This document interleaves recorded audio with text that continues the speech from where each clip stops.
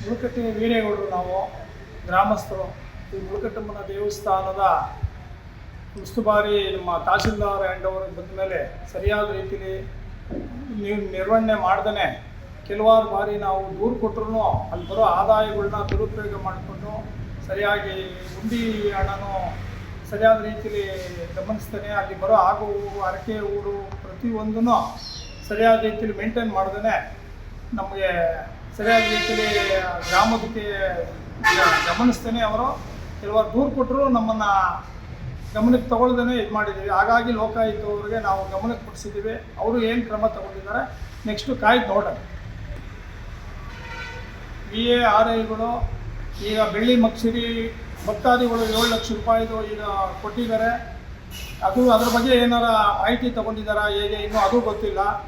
ಪೂಜಾರಿಗಳ ಬಗ್ಗೆ ಅದ್ರ ಬಗ್ಗೆ ಅವರು ಇದು ತೊಗೊಂಡು ಮಾಹಿತಿ ತೊಗೊಂಡು ಕೂಡಲೇ ಮಕ್ಷರಿನ ಅವರ ಹ್ಯಾಂಡ್ ಓವರ್ಗೆ ತೊಗೋಬೇಕು ಅಂತ ಕೇಳ್ಕೊತಾರೆ.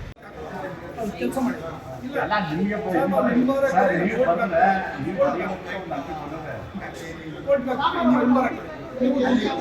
ಹೇಳಿಸ್ತೇನೆ ಯಾಕೆ ಮಾಡಿಕೊಂಡಿದ್ದೀರಾ ಏನು ಕಾರಣ ಈಗ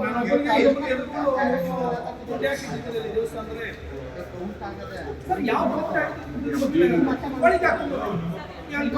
ಈ ಕೌಂಟ್ ಆಗೋದ್ರಿಂದ ಎಷ್ಟೊಂದು ಹೇಳ್ತೀರಿ ಅದ್ರ ಈಗ ಬಂದಿರೋದು ಏನು ಮಾಡ್ತೀವಿ ದುಡ್ಡು ಎಷ್ಟು ಲಕ್ಷ ಇದೆ ಆಗಿದೆ ಅಂತ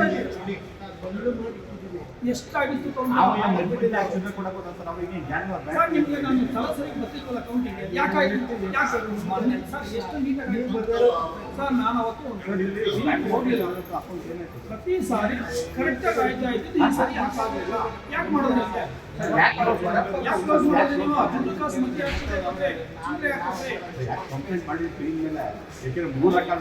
ಚೇಂಜ್ ಕೊಡುವಂಥದ್ದು ಏನಿತ್ತು ನಿಮಗೆ ಅದು ಮಾಡಬಾರ್ದು, ಅದನ್ನು ಮಾಡಬಾರ್ದು. ನೀವು ಹೇಳಿಬಿಟ್ಟು ಲಾಸ್ಟ್ ಬಂದಲ್ಲಿ ಚೇಂಜ್ ಸರ್ ಅಕೌಂಟ್ ಯಾಕೆ ಅಷ್ಟೊಂದು ಅಲ್ಲಿಂದ ಯಾಕೆ ಕಮಿಷನ್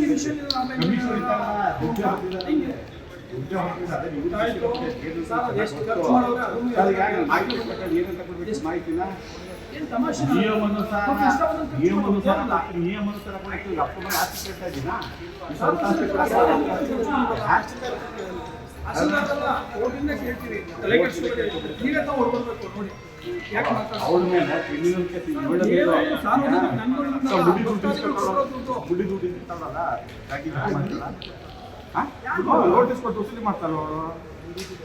ಸ್ವಾಮಿ ನೋಟಿಸ್ ಕೊಟ್ಟು ವಸೂಲಿ ಮಾಡಿದ್ರಲ್ಲ ಇಷ್ಟೆಲ್ಲ ಬಂದಿದೆ. ಈಗ ಟ್ರಸ್ಟ್ ಇಂದಿನವರು ಎಷ್ಟು ಹೊರಗಡೆ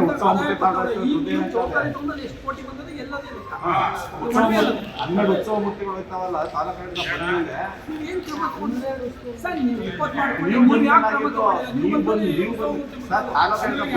ಅಲ್ಲಿವರೆಗೆ ಸ್ವಾಮಿ ಊರೊಳಗೆ ಊರೊಳಗಿರೋ ಹೋಯ್ತಾವಲ್ಲ ನೀವು ಬಂದ್ಮೇಲಾಗಿದ್ದು ನೀವ್ ಯಾಕಷ್ಟು ಗ್ರಾಮ ಅರಾಜಕ ನೀವ್ ಹಾಕ್ಬಿಟ್ರೆ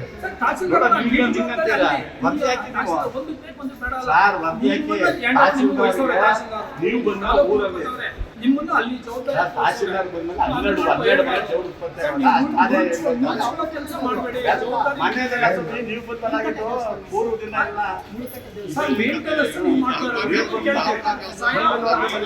ಸಾಯಾಬನ್ನ ಆಮೇಲೆ ಕೇಳ್ತೀವಿ ನಿಮಗೆ ಜವಾಬ್ದಾರಿ ನಮ್ಮ ಆಡಳಿತ ಬಂದ ಮೇಲೆ ಸರ್ ಅದಾದ್ಮೇಲೆ ಇದೇ ಮೀಟಿಂಗ್ ಅಲ್ಲಿ 35,000 ರೂಪಾಯಿ ಬೈತಾ ಇದೀನಿ ಪೂಜಾರರು ಇಲ್ಲೇ ಹೇಳಿದ್ರು. ದಾಖಲೆ ಇದೆ. ಆ ದಾಖಲೆಗೆ ನೀವೇನು ಕ್ರಮ ತಗೊಂಡ್ರಿ? ಯಾರು ಪರ್ಮಿಷನ್ ಏನಾರ ನೀವೇನಾರ ಅವ್ರಿಗೇನಾರ ಇದು ಏನಾರ ಇಟ್ಕೊಂಡಿದ್ದೀರಾ ನನಗೆ ಗೊತ್ತಿಲ್ಲ. ಮತ್ತೆ ಯಾಕೆ ಅವಕಾಶ ನಮಗಿಲ್ಲ ಅಧಿಕಾರ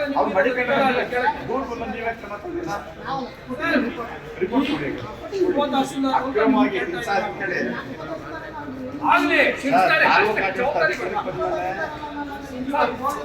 ಅವ್ರು ಬಂದಿಲ್ಲ ನಿಮ್ಗೆ ಸೇರಿಸ್ತಾರೆ ಅಕಸ್ಮಾತ್ ಸೇರಿಸ್ತಾರೆ ಜವಾಬ್ದಾರಿ ನಿಮ್ಗೆ ಜವಾಬ್ದಾರಿ